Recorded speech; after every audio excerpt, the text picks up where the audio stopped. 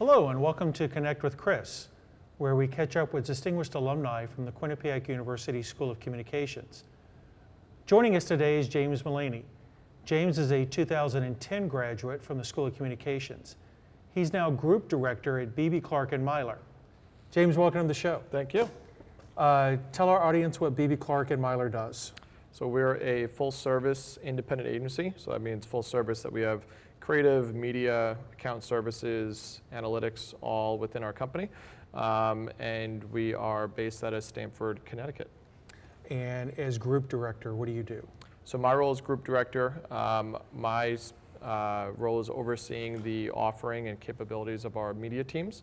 So within our agency, I oversee our social media offering and team, analytics, direct partnerships, and programmatic media. Okay. And you've been with Beeby Clark Meyler since the day you graduated. Just about, yeah. So I graduated May of 2010. I had a great internship at Yale University Properties that actually took me through the end of the summer. And I got nervous because I was about a week without an internship or a job, but luckily I landed an offer from Beeby Clark Meyler and actually found the job on Craigslist. That's where I was searching back in 2010. And you've had a number of different positions for them. Yes. Explain that progression. So I started as a media analyst, which is one of the most common positions for new grads. And a media analyst's role is really to sit within the media team, typically reporting to a manager or director, and your responsibility is managing the campaigns and sometimes planning the campaigns. So making sure that the creative is being sent to the partner that media's running on, that there's tracking in place, and then reporting to clients and your internal directors on how that campaign is doing. Okay. And so I started as a media analyst and then grew from a media analyst upwards to a manager, associate director, and now director. And the roles change essentially just instead of maybe being the person that's solely responsible for executing the media, now I'm more responsible for the strategy, more responsible for overseeing the teams that's executing the strategy, and a lot more client engagement. So we were just talking about meetings.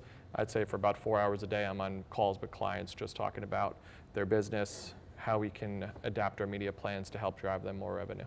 And how many different teams do you oversee right now? So I oversee 4 teams, which may sound large. Our agency size is about 30, so the 4 teams is really about 2 to 3 people per team. Okay, and are those 4 teams all doing social media? No, social media is our largest team. Okay. So our largest team there's 5 of us doing social media, and then within analytics, programmatic, and direct partnerships, there's another 4. Okay. And what types of clients are we talking about? You don't have to give me names. I'll give if you I don't can want give to. names. Okay. So we have a really nice mix of clients, both recognizable like Choice Hotels, the Parking Spot, Visit Florida Tourism Board, Energizer, their specialty battery brands. Okay. Then we have maybe more Aon Infinity Group, so Aon Insurance. And then we have maybe more category-specific brands like Stoka. We oversee their, they sell baby furnishings online, and a number of different other insurance brands, but it's a good mix of some maybe startup, new entrants into the space, and then brands that I'm sure you're purchasing quite often or staying at Choice Hotels. Yeah, I mean Energizer, Choice Hotels, exactly. Those are well-known brands. Yes. Yeah. What do you find in terms of the different strategies? Is it more consumer-focused brands that have a certain type of strategy versus other brands, or what do you see in terms of differentiation among the strategies? At the end of the day, the combination of where is the media being consumed, who are you trying to target, and what messages are resonate with them. That combination is consistent across all clients. within the ad industry space with digital, for every $1 spent, like 80% of that dollar is spent on Facebook, Amazon, Google. Interesting. So the plans, it's difficult to have too much differentiation within your plans in terms of you're not going to see a plan without Facebook on it, or you won't, maybe in 2 years, 3 years from now, you may not see a plan without TikTok on it. In that world of B2B versus B2C, that like B2B messaging has to be on LinkedIn only, and you can't have B2B messaging on TikTok. Yeah. Those walls have been broken down, at least at our agency, and I think across the industry as well. Okay. And are these programmatic ads, or is this different? So technically, Amazon and Google and Facebook are all technically programmatic media buying entities, but we, across the industry, that other 20% is all programmatic buying, or predominantly programmatic, and then the rest is direct deals from brands through partners. Okay. Since you've mentioned Facebook and Google and other social media, you've obviously seen a dramatic change since you've been in the industry, where social media really dominates the ad market. How has that impacted what you do? So I actually graduated Quinnipiac as a PR major, marketing minor. There was no advertising or integrated communications program at the time. And I used social media as my way to get in the ad industry. I was a PR major, I thought I wanted to do event marketing, then kind of through some internships, figured found out it wasn't really my passion as a career. So I used social media because I was the young guy, 21, 22. I was on Facebook. A lot of the more senior folks in my agency weren't. So from day one, they said, okay, you figure out Facebook. So the first couple of months I was doing $1 million buys on behalf of GE. We were doing their corporate branding, and large buys with Twitter.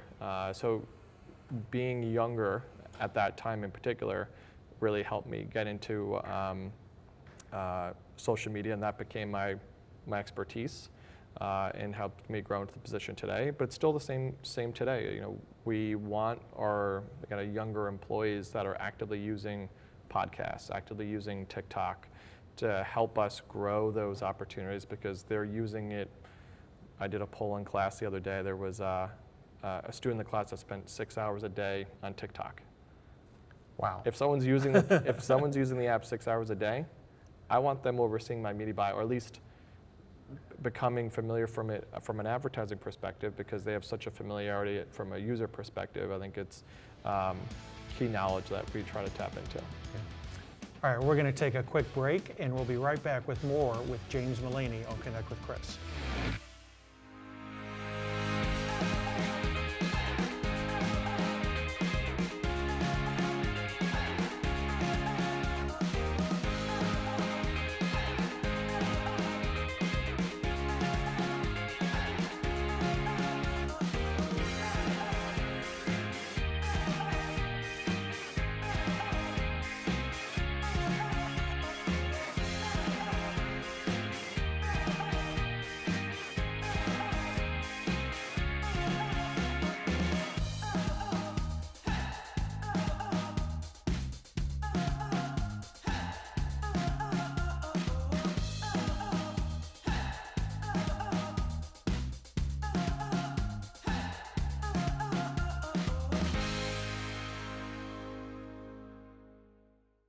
We're back on Connect with Chris with James Mullany.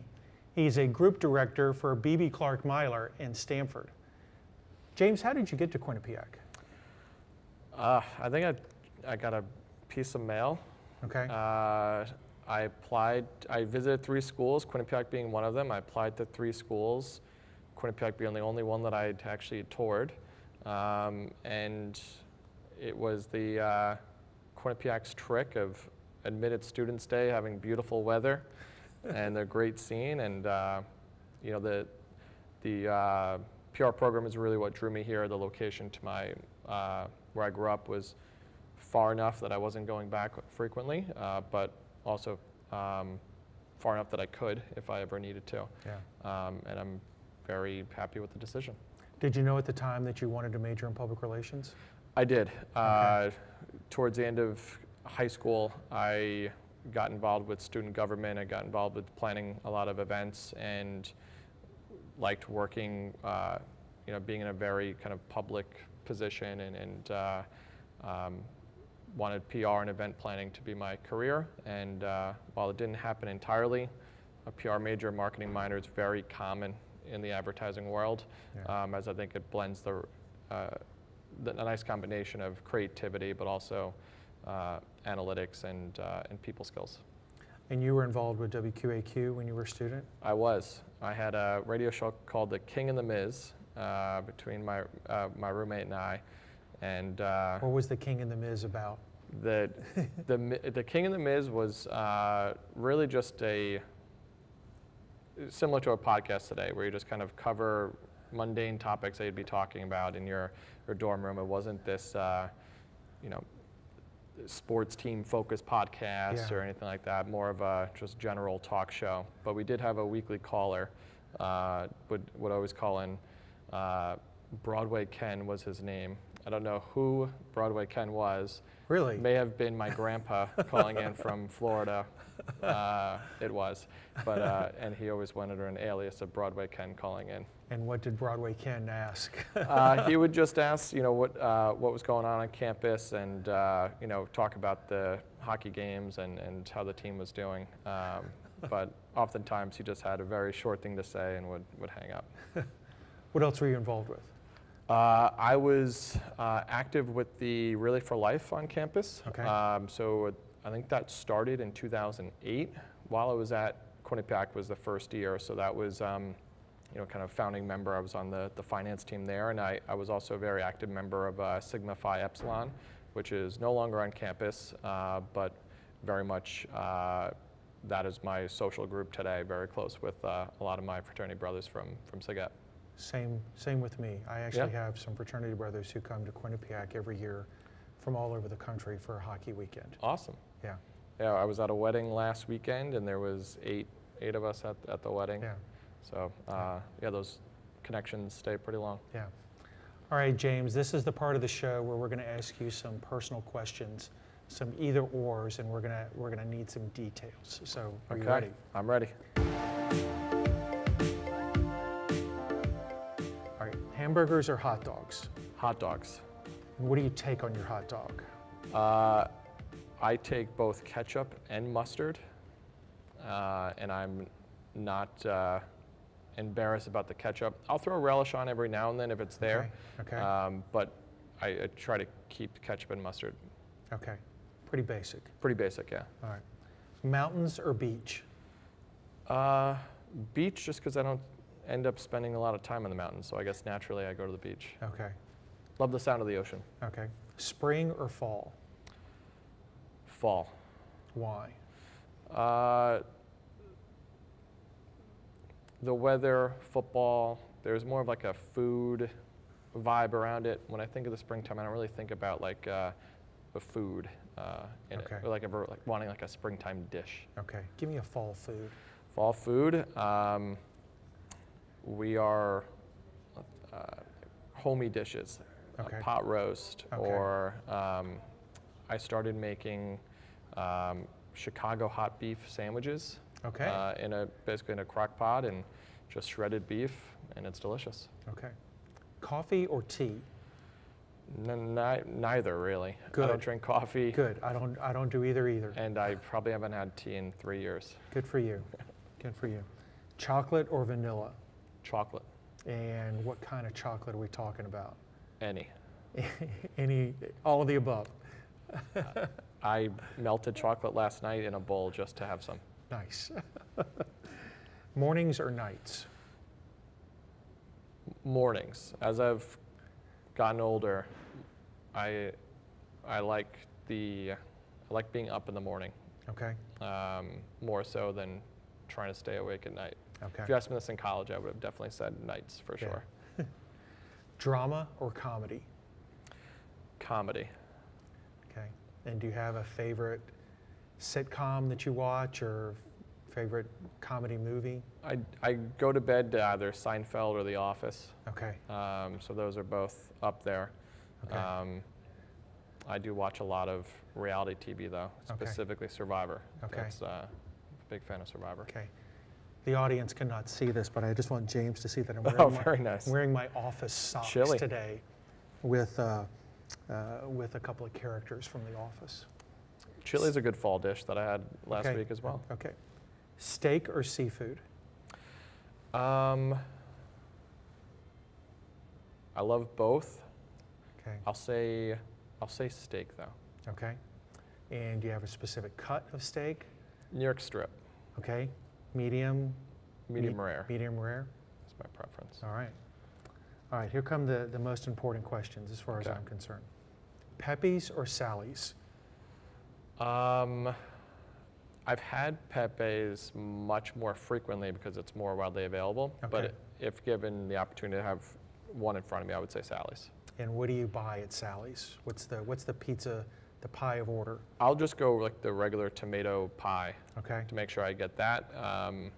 But toppings wise, I skew more meats, sausage, or pepperoni. Okay.